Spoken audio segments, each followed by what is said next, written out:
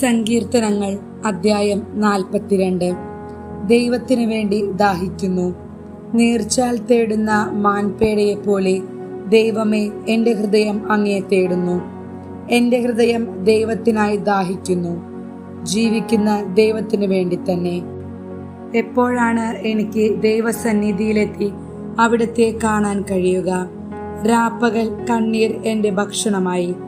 എവിടെ നിന്റെ ദൈവമെന്ന് ഓരോരുത്തർ നിരന്തരം എന്നോട് ചോദിച്ചു. ജനക്കൂട്ടത്തോടൊപ്പം ഞാൻ പോയി. ദേവാലയത്തിലേക്ക് ഞാൻ അവരെ ഘോഷയാത്രയായി നയിച്ചു. ആഹ്ലാദാരവവും കൃതജ്ഞതാഗീതങ്ങളും ഉയർന്നു. ജനം ആർത്തുല്ലസിച്ചു. ഹൃദയം പൊട്ടിക്കരയുമ്പോൾ ഞാൻ ഇതെല്ലാം ഓർക്കുന്നു. എൻ്റെ ആത്മാവെ, നീ എന്തിന് വിഷാദിക്കുന്നു? നീ എന്തിന് നെടുവീർപ്പിടുന്നു? ദൈവത്തിൽ പ്രത്യാശ വയ്ക്കുക. എൻ്റെ സഹായവും ദൈവവുമായ അവിടത്തെ ഞാൻ വീണ്ടും പുകഴ്ത്തും. എൻ്റെ ആത്മാവ് വിഷാദം പൂണ്ടിരിക്കുന്നു. അതിനാൽ ജോർദാൻ പ്രദേശത്തും ഹെർമോണിലും മിസാർ മലയിലും വെച്ച് അങ്ങയെ ഞാൻ അനുസ്മരിക്കുന്നു.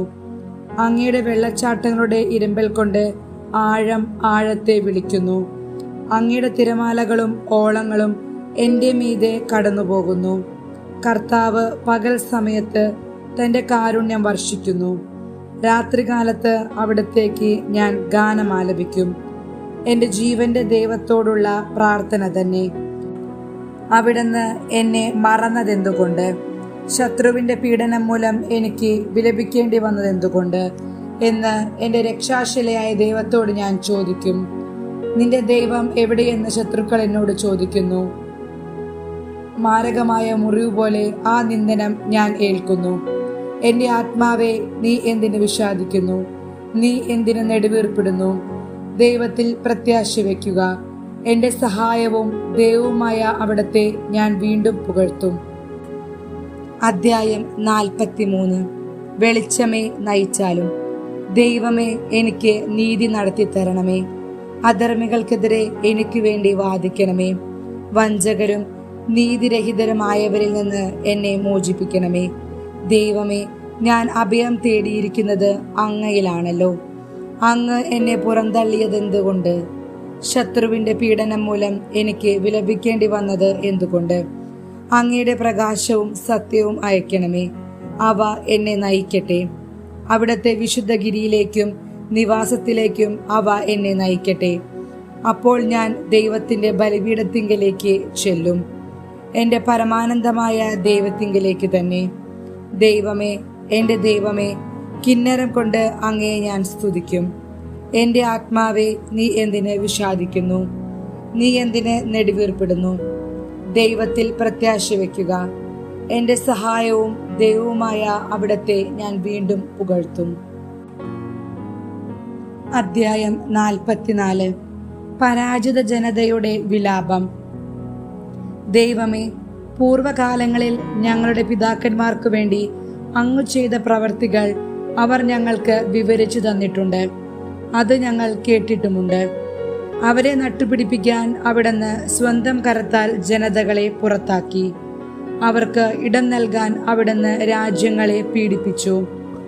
വാളുകൊണ്ടല്ല അവർ നാട് പിടിച്ചടക്കിയത്, കരബലം കൊണ്ടല്ല അവർ വിജയം വരിച്ചത്. അവിടുത്തെ വലതു കൈയും ഭുജവും മുഖപ്രകാശവും കൊണ്ടത്രേ. അങ്ങ് അവരിൽ പ്രസാദിച്ചു.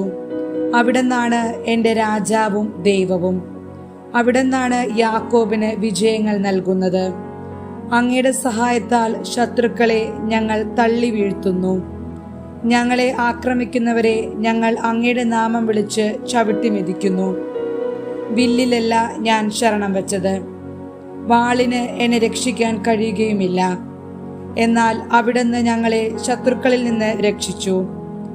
ഞങ്ങളെ വെറുക്കുന്നവരെ സംഭ്രമിപ്പിച്ചു. ഞങ്ങൾ ദൈവത്തിൽ നിരന്തരം അഭിമാനം കൊണ്ടു. അങ്ങയുടെ നാമത്തിന് ഞങ്ങൾ എന്നും നന്ദി പറയും. എന്നിട്ടും അവിടുന്ന് ഞങ്ങളെ തള്ളിക്കളയുകയും അപമാനത്തിലാഴ്ത്തുകയും ചെയ്തു. ഞങ്ങളുടെ സൈന്യങ്ങളോടൊപ്പം വന്നതുമില്ല.